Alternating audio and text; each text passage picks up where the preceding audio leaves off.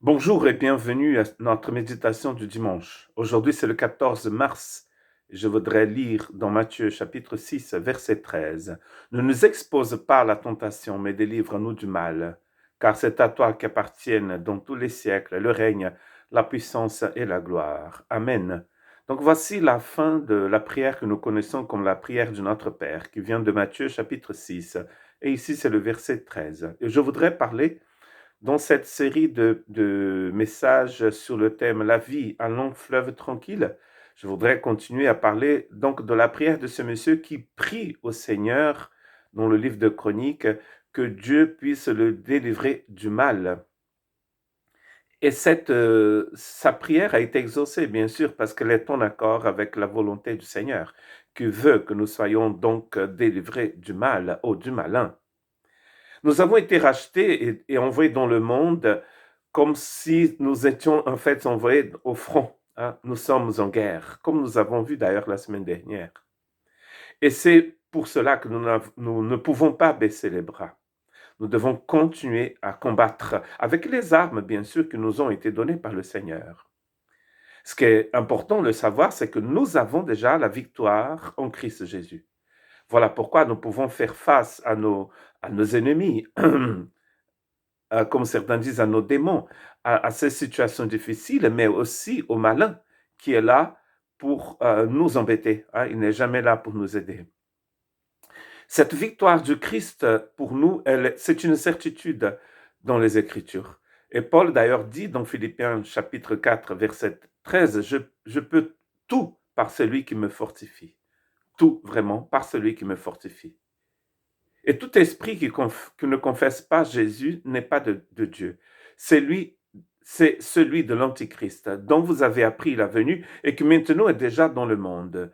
Vous, petits enfants, vous êtes de Dieu et vous les avez vaincus, parce que celui qui est en vous est plus grand que celui qui est dans le monde. 1 Jean 4, 3 et 4. Celui qui est en nous est plus grand que celui qui est dans le monde. Nous les avons vaincus par le sang de l'agneau, bien sûr, dirait Apocalypse.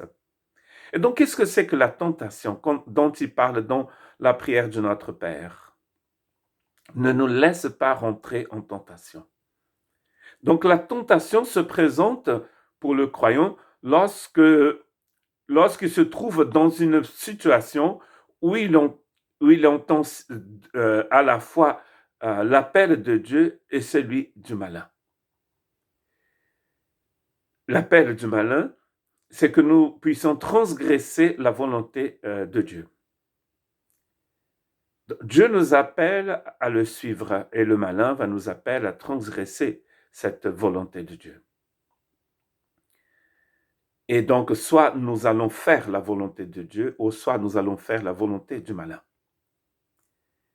Nous savons aussi que la tentation, c'est une mise à l'épreuve. C'est un test pour le croyant.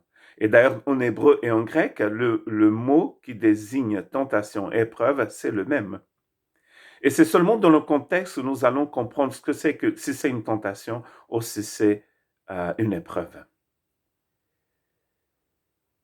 Et c'est une expérience qui va mettre notre foi à l'épreuve. Et nous allons nous retrouver devant deux voies, celle de Dieu et celle qui nous sépare de Dieu, celle qui nous éloigne de Dieu. Quel est le rôle de Satan dans la tentation? Dans les Écritures, Paul, par exemple, va l'appeler le tentateur, par exemple, dans 1 Thessaloniciens 3, 5. Pas dans le sens de celui qui nous éprouve pour que nous puissions être meilleurs à la fin de l'épreuve, comme c'est le cas de Dieu, mais celui qui nous tente pour que nous puissions transgresser la volonté de Dieu, la voie de Dieu, la loi de Dieu même, sa parole. Dans 1 Thessaloniciens 3,5, Paul dit ceci, voilà pourquoi, ni non plus, je l'ai envoyé pour vous informer, pour m'informer de votre foi, dans la crainte que le tentateur ne vous ait tenté et que nous n'ayons travaillé pour rien. Donc, quand le tentateur tente et les gens tombent, tout le travail qui a été fait est en vain et il a des pertes considérables dans les rangs des croyants. La tentation, donc l'épreuve dans le sens de tentation, n'est jamais là pour nous faire grandir. Elle est là pour nous, elle nous conduit toujours à la mort. Quand on ne fuit pas à cette tentation. Dans Matthieu 4, 3, Satan est aussi appelé le tentateur, celui qui vient pour tenter les gens. Et son but est toujours de détourner le croyant de Dieu et de sa volonté. Toujours. Une autre parole de la part de Paul dans 2 Corinthiens chapitre 2 verset 11 dit ceci, afin de ne pas laisser Satan l'avantage sur nous, car nous n'ignorons pas ses intentions. Quand on part en guerre, nous devons connaître les intentions de l'ennemi. Les gens qui partent en guerre, ils ont des stratégies parce ils connaissent à peu près le fonctionnement de celui qui est de l'autre côté de la vallée, ou de celui qui vient pour l'attaquer. Nous devons connaître les intentions du malin. Et ces intentions, nous allons les retrouver dans les Écritures, qui nous ont été données pour nous instruire, justement, sur la façon de comment nous comporter dans une bataille. Nous avons vu la semaine dernière où Paul disait aux Éphésiens, dans le chapitre 6, qu'ils devaient en fait porter tout le temps la panoplie du Christ et être prêts à agir tout le temps. C'est-à-dire que notre esprit, notre âme est préparée pour les attaques qui vont venir sur moi et qui viennent souvent au niveau de la pensée, au niveau des idées qu'on met dans notre pensée. Le mal ou le malin va le faire d'ailleurs. Cette prière ne nous laisse pas rentrer en tentation, elle est très importante parce que nous pouvons demander au Seigneur le discernement aussi pour bien voir ce qui vient de Dieu et ce qui ne vient pas de Dieu. Satan va utiliser le doute souvent pour faire tomber les gens, comme c'était le cas dans le jardin d'Éden. Le doute. Soit il va nous inciter à faire le contraire, ou il va mettre le doute dans notre cœur. Est-ce que Dieu a vraiment dit ça? Demande le serpent à Ève. Est-ce que ça, c'est vraiment ce que Dieu a dit? Peut-être, madame, que vous avez mal compris ce que Dieu avait dit. Et ça, c'est une façon de conduire les gens sur le chemin de la perdition qui est très, très, très, qu'on va trouver souvent dans les Écritures. Même avec le Christ, Satan a essayé ça. En utilisant d'ailleurs les Écritures. Il va toujours nous pousser à la défaite. C'est pas pour que nous puissions être des vainqueurs. On a une expression vendre son âme au diable. Et souvent, les gens vont le faire parce qu'ils pensent qu'en le faisant, ils vont arriver quelque part. Ils vont avoir de la réussite. Mais nous devons savoir que le but de la tentation, c'est de nous conduire à la mort, nous dit Jacques dans le chapitre 1. Où il dit, on n'est pas tenté par le Seigneur. C'est pas Dieu qui nous tente. Dieu ne tente personne. On est tenté par le mal. Donc l'épreuve dans le sens de tentation ne vient pas de Dieu. Dieu permet des épreuves dans le sens où nous allons être purifiés à la fin, comme c'est l'épreuve de l'or, quand on éprouve l'or. Mais la tentation, le seul but, c'est de nous conduire au mal, à la mort. Donc ça, c'était Satan et la tentation, et nous et la tentation. Car la tentation qui procède du mal, elle nous va comme un gant, en fait. Donc le terrain qu'elle va utiliser, c'est souvent nos désirs, ou c'est tout le temps nos désirs. Car si on n'a pas un désir mauvais dans notre cœur, la tentation n'a aucun sens. Elle nous est attribuée parce que nous pouvons tomber dans cette chose-là. Je ne serai jamais tenté par quelque chose qui ne me dit rien du tout. Il n'y a aucune faiblesse dans mon cœur par rapport à cela, aucun désir par rapport à cette chose mauvaise. Marc chapitre 7, verset 20, il dit encore, c'est ce que sort de l'homme qui le rend impur. En effet, c'est de l'intérieur, c'est du cœur des hommes qui sortent les mauvaises pensées, les adultères, l'immoralité, l'acte sexuel, les meurtres, les vols, la soif de posséder, les méchancetés, la fraude, la débauche, le regard envieux, la calomnie, l'orgueil, la folie. Toutes ces choses mauvaises sortent du dedans et rendent l'homme impur. Donc voici le terrain de la tentation. Ces choses sont dans notre cœur, peuvent être dans notre cœur. Quand le Christ vient dans notre vie, c'est justement pour nous débarrasser, nous donner la vie éternelle. Et en nous donnant la vie éternelle, quand cette vie éternelle se répand dans notre cœur, quand l'amour de Dieu, l'Esprit de Dieu est en nous, ces choses ne seront plus là. Et du coup, nous ne serons plus, par exemple, cette soif de posséder qui possède l'être humain. Quand on n'a plus cette soif de posséder, nous ne serons pas tentés à voler, par exemple, à cet appât du gain qui est néfaste, qui est terrible dans l'histoire de l'être humain d'ailleurs. Combien de guerres, combien de conflits vont commencer justement parce que les gens, les royaumes, les rois, les présidents ont cet appât du gain, ce désir de posséder un corps et un corps. Et s'il faut, je vais aller de l'autre côté de la frontière pour chercher ce qui ne m'appartient pas. Donc, à cause de cette nature pécheresse de l'homme, il existe en lui-même, ce désir du mal, de faire du mal. On peut appeler ça une amorce au mal, et c'est cela que la tentation va utiliser. La Bible appelle ça la convoitise, c'est ce désir mauvais que nous avons. Nous trouvons ça, par exemple, dans Jacques 1, verset 14. Ce sont ces mauvais désirs que nous portons en nous et qui nous appâtent et qui nous séduisent et qui nous entraînent. Jean va parler de 3 convoitises dans 1 Jean 2, 15 et 16. D'abord, il parle de la convoitise de la chair, c'est-à-dire les désirs mauvais de notre nature humaine, les désirs en général, et nous allons trouver plein d'exemples dans les Écritures, comme Saül, par exemple, qui a sinon le serviteur du prophète Samuel, qui avait ce désir de posséder ce qui ne l'appartient pas. Il a aussi la convoitise des yeux, c'est-à-dire le désir que nous avons de posséder ce qu'on voit. Ça peut être la femme, le mari d'une autre personne, ça peut être de l'argent, une maison, une voiture, un objet précieux. On voit et on veut l'avoir.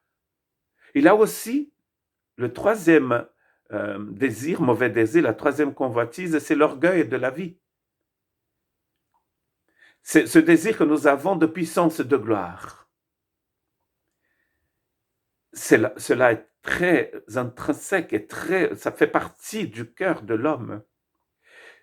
Ces 3 convoitises sont le terrain de la tentation, un terrain fertile pour la tentation. Voilà pourquoi il est important de laisser le Seigneur travailler notre cœur.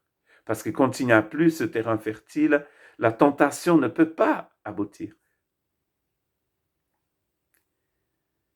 Adam et Ève se trouvaient dans un jardin. Et c'est là où le serpent va les tenter. Quand ils ont été tentés, le texte nous dit que le fruit qu'ils ne devaient pas toucher, cette chose qu'ils ne devaient pas goûter, était bon à manger, agréable à la vue, précieux pour ouvrir l'intelligence. Nous trouvons ici ces 3 éléments de la convoitise dont nous parle Jean dans sa première épître. C'était bon à manger, agréable à la vue, précieux pour ouvrir l'intelligence. Cette idée de puissance qu'ils vont avoir à la fin, la connaissance du bien et du mal. C'était magnifique à la vue et c'était bon à manger. Qu'est-ce que c'est bon? La convoitise de la chair, la convoitise des yeux et la soif de posséder. De posséder ce qui ne nous appartient pas.